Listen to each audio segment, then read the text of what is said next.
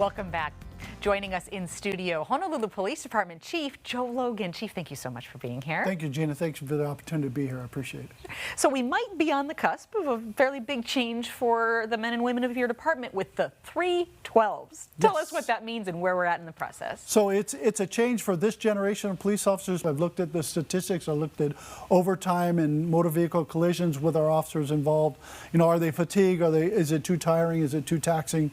Are they still being able to be out there and patrol and proactive policing and enforcing either traffic or criminal violations and all those statistics that we look at analytics to help us drive policing decisions. And so there's been no discernible difference in the 312 and the two pilots, District 4 on the windward side, District 5 in Kalihi. And so looking at that, come to the conclusion it's probably a good thing to do in all 8 districts, so island-wide. All right, and the union is signaling support. Tell us the next steps. Yes, my understanding is they did a survey. So based on that survey, it sounds like they're in support of. However, they're going to meet with us, I believe, tomorrow and provide us what the data of that survey is. And then based on that, we'll have a conversation. And then if we both concur, we've got to write a supplemental to the agreement.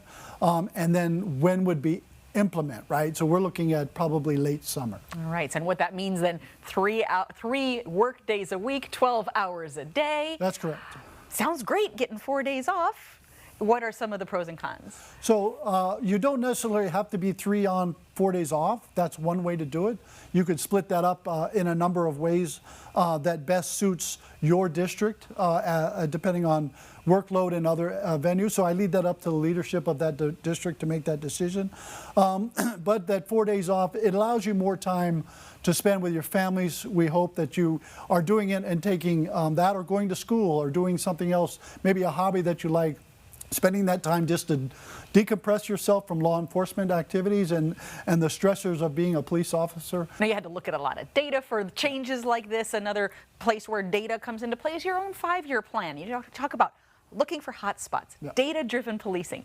What does that mean? What kind of hiring do you have to do this data-driven law enforcement? So we look at civilians and law enforcement personnel that are computer science majors, that are information technology background, people that just computers are a way of life. And so understanding that and how that works, and then collecting the data based on the resources and programs that we have within the department, collecting that data, and then using tools and techniques and software to analyze the data so that we can say, okay, there's high crime areas in these specific spots during these specific times. Okay, so how do we as a law enforcement agency project or target those areas with law enforcement officers, both overtly, which is blue lights on in the daytime patrolling, obviously, or doing maybe covert and hiding in the shadows and maybe seeing what's happening. I know some of the data you're looking at just right off the bat, I'm sure, is OVUII and collisions and what have you. And you're seeing some interesting trends just yourself with that surface level data. What are you seeing with drunk driving and accidents on the road? So right now, if you look at, we've had 13 fatalities in motor vehicle collisions just in this year, and we're in the 3rd month.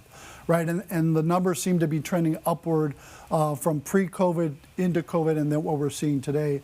And we've had 27 critical incidents with pedestrians, bicyclists, motorcycles, or drivers that are critically injured in these accidents. And so we're seeing a number of accidents in tens of thousands going from pre-COVID now took a lull, went down below or at or about 20,000, is now coming back up again. So how do we impact that? So we're asking, people that are out on the road, just take care of each other and drive, in a manner that's with aloha spirit.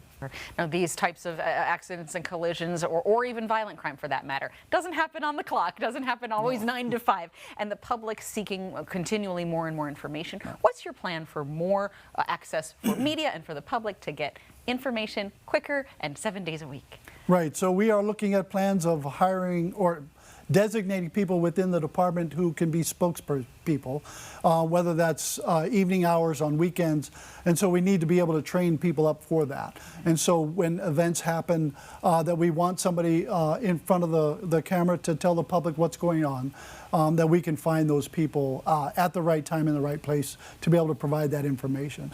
And as you know, this is not an easy job, to be in front of a camera and talking to people that aren't really there, but they're there. And so how do you train that up, and how do we help those individuals be prepared for that? So that's what we're looking for. We're also designing new avenues within the department, maybe in our communications division, so that during off hours, media and other people can contact communications and find the information, and we have the right people to provide the information based on what's needed and what's out there. Well, thank you, Chief, for your time as always. Thank you. I appreciate it. Thank you very much. And we'll send it back to you. Thank you, Gina and Chief. The Police Officers Union just sent in this statement to us regarding that 3/12 schedule. SHOPO says, among other benefits, we believe the 3/12 schedule provides a viable option to provide our members with the opportunity to spend more time with family, while also assisting HPD in more consistently filling neighborhood patrols across the island. From that perspective, it's a win-win.